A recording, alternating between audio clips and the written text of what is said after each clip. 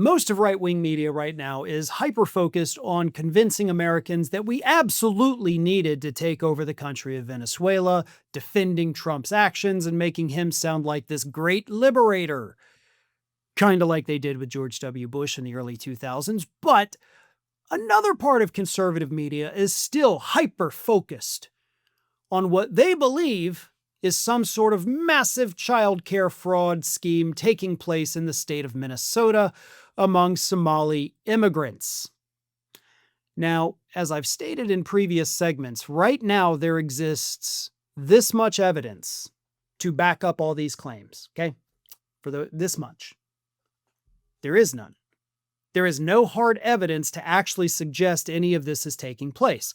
What we do have is a video from a right-wing influencer where he and his friend, who was only identified as David, went up to a daycare that was run by Somalian immigrants and demanded to go in and see the children. And the daycare was like, no, not gonna happen. That's weird and creepy. And for the record, any daycare, I don't know if you guys have experienced this, they don't allow random weird men off the street to just walk inside. And if they do, please pull your children out of it. Typically, they have a room you walk into that is sealed off from where the children are before you can even try to get in. But they use that evidence of like, well, they wouldn't let the two creepy dudes in. That's the evidence they have to say that this fraud is taking place. Now, I tell you that to tell you the rest of this story. Kelly Loeffler, you'll remember her as the failed senatorial Republican candidate from the state of Georgia several years ago. She got a job in the Trump administration running the Small Business Administration. So she went on Fox News recently where she was asked about, this whole child care fraud taking place in Minnesota, allegedly. And here is what guest host Jason Chaffetz, former Republican member of Congress, here is what he said to her. He said, these are not highly sophisticated schemes, yet the investigations go in perpetuity for years. Hey, look, cut it off and see who yells and screams. Then we can figure out where the problems are.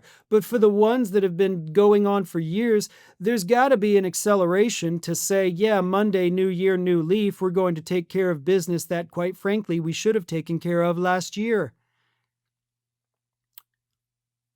Okay, now before I can even get to Loeffler's response, can we focus for a second on the fact that none of those sentences made any sense whatsoever?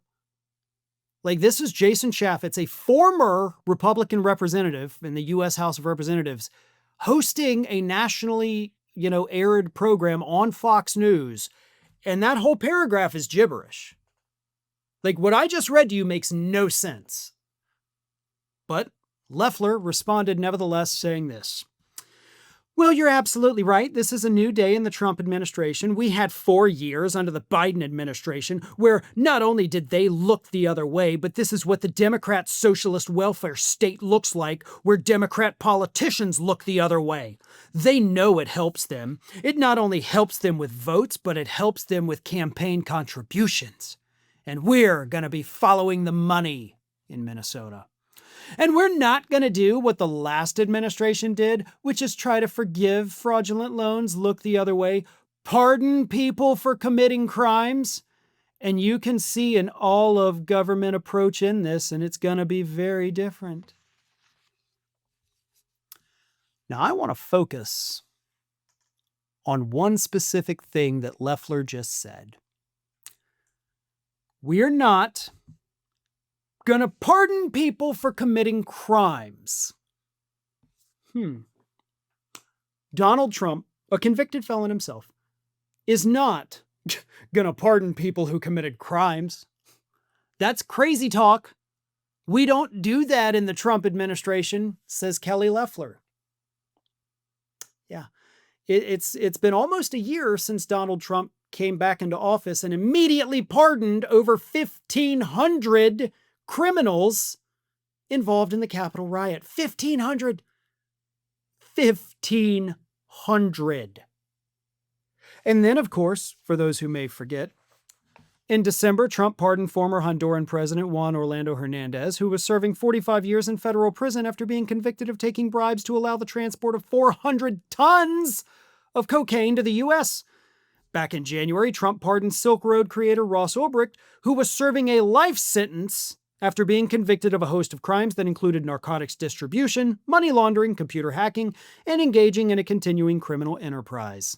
In November, the president pardoned former Binance CEO Changpeng Zhao, who had served 4 months in prison after pleading guilty to enabling money laundering on the cryptocurrency platform. But of course, Trump has his own crypto company that is backed up by Binance now, so he pardoned the founder. So all of the claims of this administration that Kelly Loeffler tried to make, like, we're not going to pardon the money launderers, he already has. We're not going to pardon the fraudsters. He already has. And these were people who admitted, like, yeah, I committed fraud. I laundered money. I brought in drugs. And now they're trying to convince us they're super serious about prosecuting Maduro for bringing in drugs. Yeah. There's always an example of this administration with a do as I say, not as I do mentality. And I want to thank Kelly Loeffler for reminding us all about that during her recent Fox News appearance. Scientists recently discovered a new evolutionary trait in puppies, and it's that they cannot grow up and reach their full potential unless you subscribe to this channel. Don't do it for me, folks. Do it for little Atlas and Judge here. Good boys. You do good. You want to say something? No? Okay.